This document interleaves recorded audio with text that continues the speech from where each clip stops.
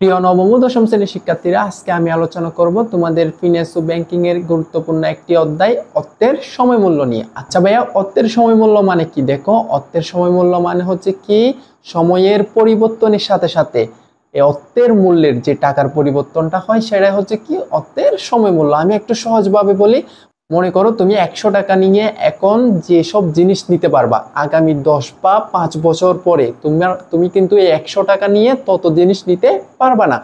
মানে হচ্ছে কি ভবিষ্যতের 100 টাকার চেয়ে বর্তমানের 100 টাকার মূল্য অনেক বেশি। তো আজকে আমি খেয়াল করো ভাইয়া, এই অর্থের সময় মূল্য অধ্যায়ের যে প্রয়োজনীয় সূত্রগুলো আছে এগুলা নিয়ে আজকে আমি কি পূর্ণ আলোচনা করব। ফার্স্টে আমি দিছি কি এফবি। এফবি মানে কি হচ্ছে ফিউচার ভ্যালু, মানে হচ্ছে কি ভবিষ্যৎ মূল্য।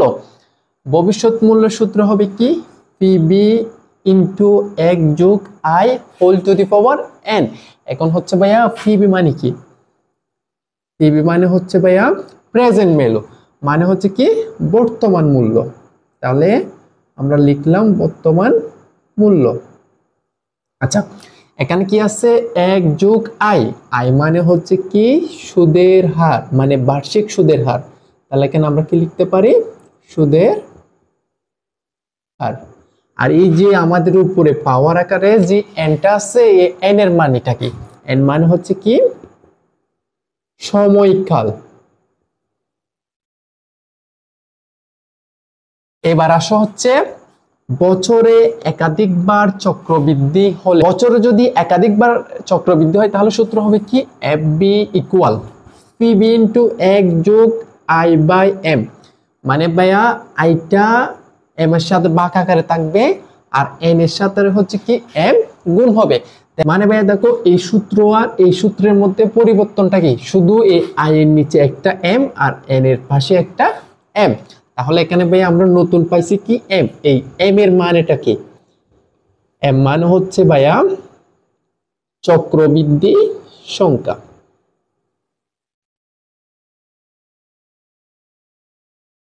এখন ভাইয়া চক্রবৃদ্ধি সংখ্যা মানে কি? দেখো দেখো যদি তোমাকে মাসিক চক্রবৃদ্ধি দেওয়া হয় তাহলে আমাদের এক বছরে কত মাস? 12 মাস। তাহলে 12 মাসে আমরা কতবার সুদ পাবো?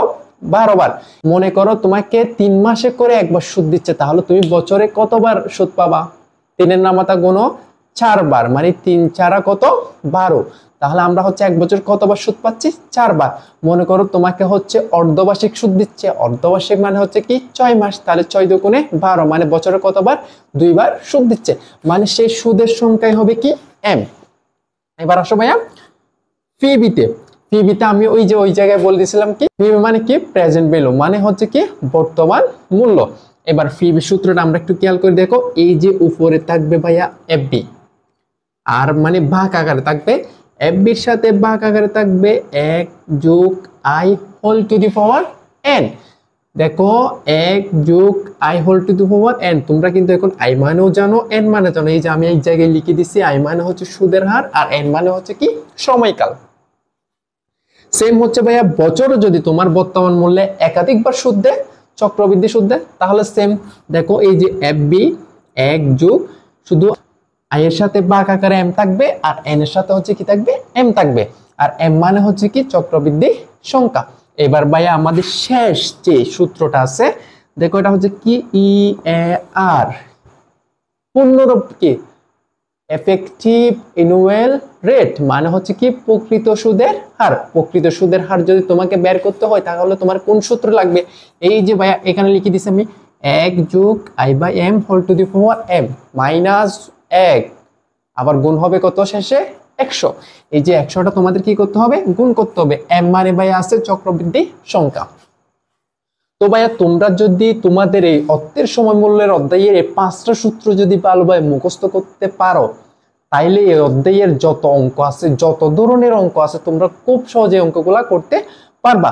শুধুমাত্র আমরা 4 থেকে 5টা বোর্ড কোয়েশ্চেন যদি অ্যানালাইসিস করি, মানে আমরা যদি চর্চা করি, তাহলে এই অধ্যায় সম্পর্কে তোমাদের পূর্ণ ধারণা চলে আসবে। তো এই সূত্রগুলা মুখস্থ করবা, দেন ম্যাথ করবা। এর আগে কোনো ম্যাথ করতে পারবা না, করলে ভাইয়া কোনো অঙ্ক বুঝবা না। তাই এগুলো আগে আমরা মুখস্থ করবো, দেন হচ্ছে কি ম্যাথ করব। তো আজকে এখানে শেষ করতেছি। তোমাদের সুস্বাস্থ্য কামনা করি। আসসালামু আলাইকুম।